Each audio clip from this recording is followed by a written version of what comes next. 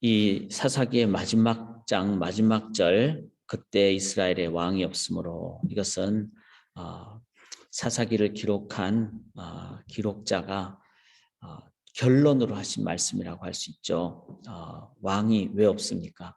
하나님 한 분, 유일한 왕, 그 하나님을 왕으로, 하나님으로 모시지 못할 때 갖게 되는 모습이 사사기의 상황. 그래서 굴곡이 있고, 또 마지막 몇 장을 통해서 우리가 보듯이 레위인을 통한 그 삶의 또 모든 영역의 타락, 그리고 그 타락의 끝은 이스라엘 전체의 참 어려움, 나라가, 민족이 참 큰 어려움을 함께 겪게 되는, 그 중에서 한 지파가 없어질 수도 있는 그런 상황. 이것이 바로 사사기가 주는 교훈입니다. 우리에게 왜 왕이 없습니까? 왕을 왕으로 우리가 깨닫지 못하고 섬기지 않을 때, 이 시대에도 똑같이 사사기에 총체적 타락의 상황을 가질 수 있다.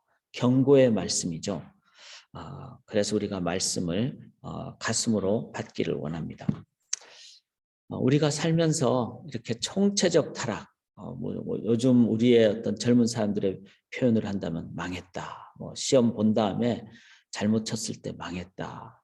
그런데 그렇게 표현할 만큼 어른들이 봤을 때는 시험 좀 못 봐도 좀 또 노력하고 또 다시 애를 쓰면 된다고 생각하지만, 당사자 입장에서는 인생이 끝난 것처럼 그렇게 느껴지죠. 그래서 망했다 이렇게 표현을 하는데, 우리가 살면서 정말 젊은 사람들의 표현대로, 우리 자녀들의 표현대로 내가 정말 인생 절단났다, 망했다 라고 생각이 될 때도 우리가 꼭 하나 기억해야 될 것은, 하나님은 망하지 않으셨다. 하나님은 돌아가지 않으셨다. 난 죽었다 이렇게 생각돼도 하나님은 안 죽으셨다. 하나님은 망하지 않으셨다. 하나님은 돌아가지 않으셨다. 이거 하나 오늘 기억해야 됩니다.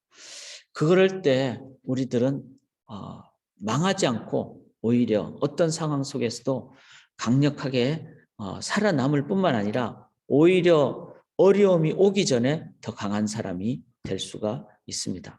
사사기를 이제 정리를 하면서 총체적인 타락의 모습, 이것을 저희들이 보게 되죠. 어제 이제 월요일은 장로님들께서 말씀을 전해주시는데, 어제도 참 귀한 말씀을 전해주시고, 특별히 이스라엘 11지파 또 베냐민 지파의 그 관계 속에서 갖게 된 총체적인 타락의 모습을 잘 정리를 해주셔서 제가 화면을 좀 캡처해서 이렇게 적어 놓았습니다. 어제 한번 생각을 하시면은, 그 베냐민 지파 대 11지파의 상황은 뭐죠? 자기 소견대로, 그게는 12지파의 그 아버지 되시는 하나님의 마음은 빠져 있고, 자녀들끼리 싸우는 자기 소견대로, 하나님이 없다는 거죠. 아버지가 없다는 거죠. 그리고 인간적인 정의감, 그래서 맹세도 감정적으로 하고, 그리고 자기의 명분만 내세우는, 그런 자기 입장만 내세우는, 이게 타락의 모습이죠. 한국의 지금 대통령 선거 상황 속에서도 자칫 잘못하면은 국가를 위하는 것이 아니라 자기의 관점만을 처리하려고 하는, 이제 그래 버리면 나라가 더 어렵게 되는 것이죠. 이걸 놓고 우리가 기도를 해야 됩니다. 또 그 속에 십자가의 사랑은 공의와 함께 가는데, 공의만 있으려고 하는, 그래서 그 공의가 이제는 죽이려고 하는 잔인함으로 그렇게 되는, 그 다음에 또 징계에는 반드시 사랑이 있어야 되잖아요. 공의도 사랑이 함께 가는, 그러니까 십자가가 없는 그런 모습, 바로 징계가 그냥 죽이려고 하는, 그런 회개로 인도하지 않는 그런 징계. 그 다음에 이런 모든 상황 속에서 하나님을 올려드리는 그런 예배가 없으니까 자꾸 악순환이 돼버릴 수밖에 없는, 그렇게 되다 보니까 인간이 더 강한 존재만이 살아남는다라는, 그 12지파 중에 약육강식의 싸움으로 해결을 하려고 하는, 그리고 이 모든 문제는 죄악 속에서 이제 진흙탕 싸움이 되는, 악순환이 되는, 참 이것이 이스라엘의 총체적인 타락입니다. 그 단 하나 한 글자로 하면 뭐죠? 왕이 없다는 거죠. 왕이 없으니까 그 다음에 모든 영역이 다 소위 말해서 진흙탕, 엉망진창이 돼버리는 그런 모습입니다. 오늘 본문까지 우리가 살펴봐야 되는데요. 여기 9절에 보면은 길르앗 야베스라고 그곳에 이제 여인들을 길르앗 야베스 사람들을 총회로 오라 그러니까 안 왔죠. 안 오니까 이제 그 보복으로 막 죽이게 되고 그곳에 있는 여인들을 잡아서 또 데리고 가서 이제 베냐민 남자들에게 결혼을 하게 되는 뭐 이런 모습은 그 전부터 무슨 문제가 있었죠? 길르앗 땅, 성경의 길르앗 땅 그러면 요단강 동쪽, 그것은 르벤, 갓, 므낫세 반지파의 원래 가나안 땅 분배받을 때 가졌던 이기적인 모습이 출발이 된 거죠. 가나안 서쪽으로 다 가야 되는데 두 지파반은 우리가 좋은 땅 차지하겠다. 우리만이 좋다라는 이기적인 모습. 하나님 나라는 공동체죠. Body of Christ. 한 몸입니다. 그래서 누가 아프면 다 같이 아파야 되고 누가 힘들면 함께 나눠야 되고 여기서 그 떨어져 버리면 영적 암세포가 되죠. 자기 마음대로 해버리는. 그것은 나중에 두고 이스라엘 민족에게 어려움을 줬습니다. 오늘 본문에도 이 길르앗에 있는 야베스 지역은 총회에 모이지 않는 그 어떤 역사적인 어떤 그 선조로부터 내려온 이기적인 아니면 무관심적인 그런 모습. 그래서 이것 또한 총체적인 타락의 한 모습입니다. 머리 대신 예수님을 기억하면은 예수님의 명령을 받으면 어떻게 될까요? 내가 팔이지만 팔이 아닌 다리가 아플 때도 함께 아파하는. 왜? 머리를 통해서 같이 한 몸이 되기 때문에. 그런 면에서 교회에서 하나 되지 아니하는 모습은 이거는 하나님을 왕으로 섬기지 않는 모습의 결과다. 총체적 타락의 모습의 한 모습이다. 그래서 꼭 기억을 해야 됩니다. 그 개교회 안에서도 하나됨이 필요하죠. 그런데 지상의 교회는 하나밖에 없잖아요. 머리가 둘이 아니죠. 주님이 둘이 아니듯이. 그러므로 지상의 모든 교회는 하나죠. 그런 면에서 교회 간의 연합은 우리가 그냥 좋으면 하고 힘들면 안 하고 이게 아니라 힘들 때도 최선을 다해야 된다는 거죠. 이제 이런 모습을 우리들이 기억을 해야 됩니다. 여기 14절에 보시면은 또 이런 표현이 나오죠. 그때 베냐민이 돌아온지라 이에 이스라엘 사람이 야베스 길앗 여자들 중에서 살려둔 여자들을 그들에게 주었으나 아직도 부족하다. 아직도 부족하다는 말은 이제 600명의 베냐민 지파가 남았지만 길앗 야베스 여자들을 400명밖에 못 데리고 온 상황이 되니까 200명이 아직도 부족한 그런 상황입니다. 그러면은 아직도 부족한 그 근원은 뭐죠? 우리가 저 베냐민 지파에게는 내 딸을 주지 않겠다, 우리 딸을 주지 않겠다라는 감정적인 인간적인 맹세부터 시작을 했던 거죠. 거기에는 의협심을 앞세워 남들 앞에서 나는 이만큼 참 강한 사람이야 라는 그런 정말 허상, 허구, 자기 과시. 실은 우리의 모습 속에 이런 게 있잖아요. 은근한 자기 과시, 자기 자랑. 그 결과 자기 딸을 주지 못하는 거예요. 왜 200명 정도면은 모든 지파 사람들이 이제 결혼할 수 있는 딸들을 다 함께 해가지고 좋은 과정을 통해서 결혼 딸을 보낼 수 있죠. 그렇게 하지 못하는 아직도 부족했다는 것은 이제 자신들의 그 허상, 허구, 자랑에 아직도 얽매인 그런 모습입니다. 그런 가운데 15절에 보면은 백성들이 베냐민을 위하여 뉘우쳤으니 이는 여호와께서 이스라엘 지파들 중에 한 지파가 빠지게 하셨음이더라.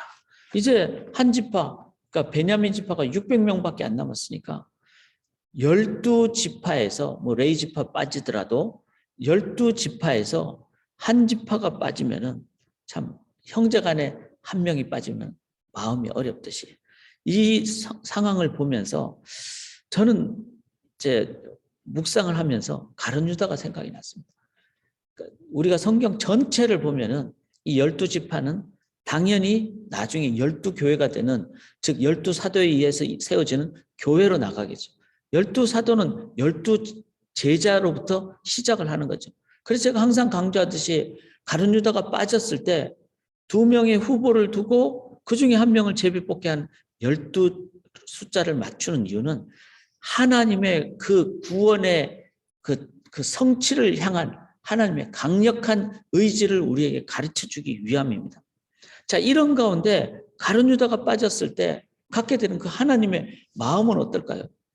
아, 이거는 이 12지파가 함께 하나님 나라로 인도함을 받는다는 그 모습에 1명이 빠졌을 때는 이거는 12분의 1이 아니라는 거죠. 이런 양 한 마리.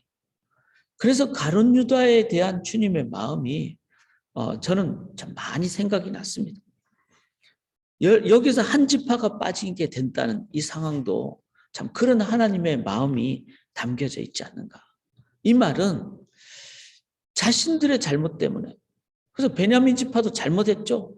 그리고 그 베냐민 지파를 다 죽이기 위해서 600명만 남게 된 것도 잘못한 거죠.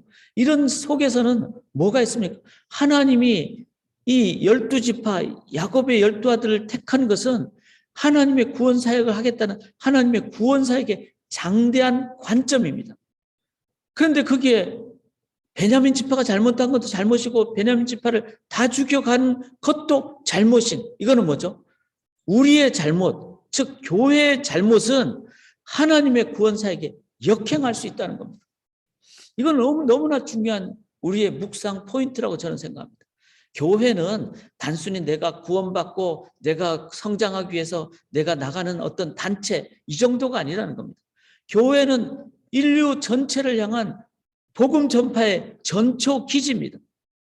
나만의 구원을 위한, 남을 구원하기 위한 하나님의 그 도구인데, 그 도구의 한 영역이 빠져버리면은, 우리 지체 중에 몸의 지체가 빠져버리면 몸이 다 어려움을 겪듯이, 그래서 구원사에게 어려움을 겪듯이, 베냐민 지파가 빠진 것은 하나님의 구원사에게 어려움을 겪는다는 것이죠. 우리가 교회가 하나 되고 서로를 돌아봐야 되는 것은 단순히 그 영혼만을 위한다는 것도 중요하지만 그걸 넘어서 온전한 교회를 통해서 구원사역이 이루어져야 되는데 그게 안 되는. 그런데 오늘날 교회는 어떻습니까? 많이 병들고 주말에마다 정말 그 시사 뉴스를 듣기가 힘들 정도로 오늘도 무슨 교회가 무슨 목회자가 이런 그 보도에 참 교회에 대한 어려운 점을 들을 때마다 세상의 뉴스도 문제죠. 그런데 그 교회 자체, 우리들 자체를 보면서 우리가 기도해야 됩니다. 교회를 위해서 간절히 기도해야 되고 건강한 교회가 되도록 기도하고, 이 사역은 하루아침에 되지 않습니다. 계속 기도하면서 하나님 앞에 온전히 나아갈 때, 그래서 이 개교회 안에서의 건강함, 또 연합 차원에서의 건강함, 이것도 우리가 늘 기도할 수 있기를 원합니다. 그런데 한 지파가 빠진 이것은 실은 하나님 나라 구원사에게 방해가 되고 차질을 갖게 되는 타락 중에 아주 중요한 어려운 타락이라는 것을 우리가 기억을 해야 됩니다. 여기 21절에 보시면은 이제 그 200명이 부족하잖아요.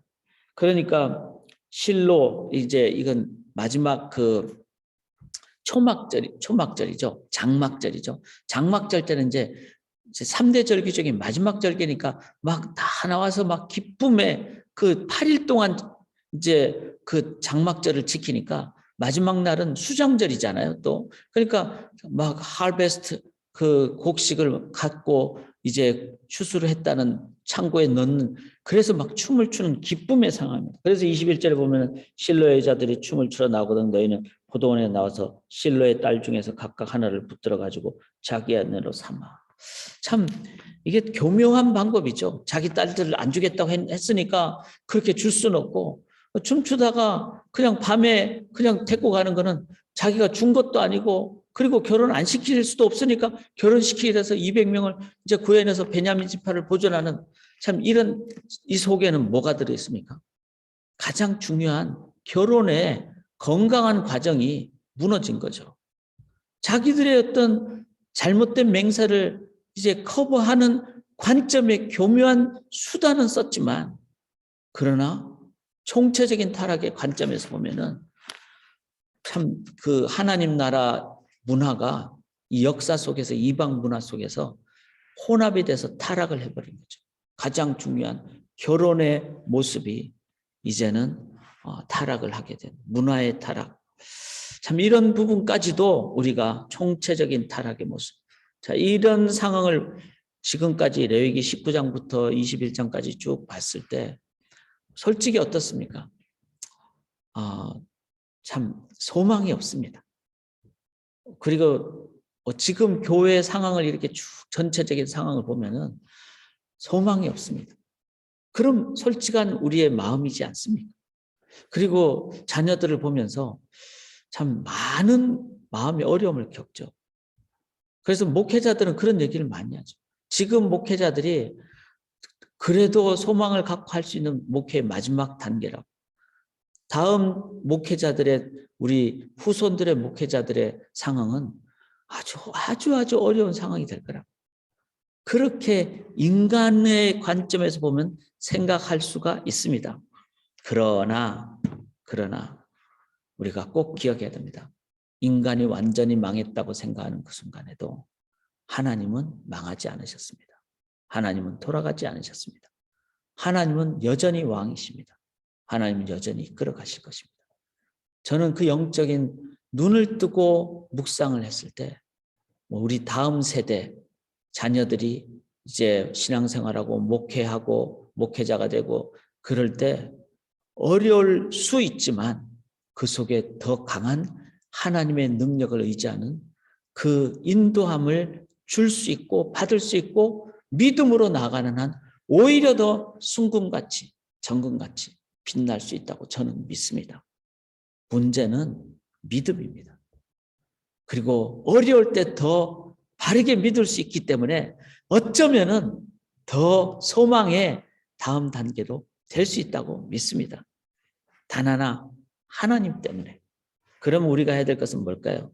사사기의 결론은 왕이신 하나님만을 경배하는 진정한 삶의 예배자로. 그래서 문화 속에서, 관계 속에서, 그 다음에 땅 따먹게 하는 이런 땅 분배 속에서 모든 영역에서 하나님을 왕으로만 섬기는 그 진정한 삶의 예배자로 우리가 나갈 때 사사기 시대는 끝나고 이제 진정한 왕정 시대, 이 진정한 왕정 시대는 다윗은 예수 그리스도의 그림자죠. 그 진짜 왕정 시대를 우리가 이제 열어가기를 주님의 이름으로 간절히 기원합니다. 그래서 우리의 영혼이 주님만을 바라보기로, 믿음의 눈을 들어 주님만을 바라보기로 확정하시고 오늘도 그 믿음으로 기도하실 때 하나님은 사사기를 끝내고 왕정 시대로, 영원한 하나님 나라 왕국 시대로 인도하여 주실 줄 믿습니다. 이번 토요일에 이 미시간의 청년들이 이제 수련회를 줌으로 합니다. 오후 4시부터 9시까지 계속 광고하고, 제가 미시간 교회협의회 교육부장이기 때문에 제가 주관을 합니다. 그래서 박지범, 조수연 선교사님 줌으로 한국에서 새벽에 들어오시는데, 한국 시간으로는 이번 한 주간은 꼭 이 수련회 위해서 기도를 해주시기를 부탁드립니다. 제가 기도하겠습니다. 하나님, 왕이신 하나님을 찬양합니다. 아무리 총체적 타락으로 정말 망했다고 생각되는 그 속에도, 가장 낙담되는 상황 속에도 한 가지, 하나님은 돌아가시지 않으셨다는 것을 기억하며 가장 어려운 상황 속에도 살아계시는 그 하나님을 믿음의 눈을 들고 바라보고 하나님만을 의지함으로 하나님의 살아계심을 가장 어려운 가운데서 선포함으로 오히려 하나님만이 영광 받으시는 참된 전도와 선교의 능력으로 나아가도록 이제 믿음으로 나아가겠사옵나니 영광 받아 주시옵소서. 이제 믿음의 기도 드립니다. 우리 마음속에 왕 되시고 오늘 하루 종일 삶의 현장에서 왕 되어 주시옵소서. 믿사오며 살아계신 예수 그리스도의 이름으로 간절히 기도드리옵나이다. 아멘.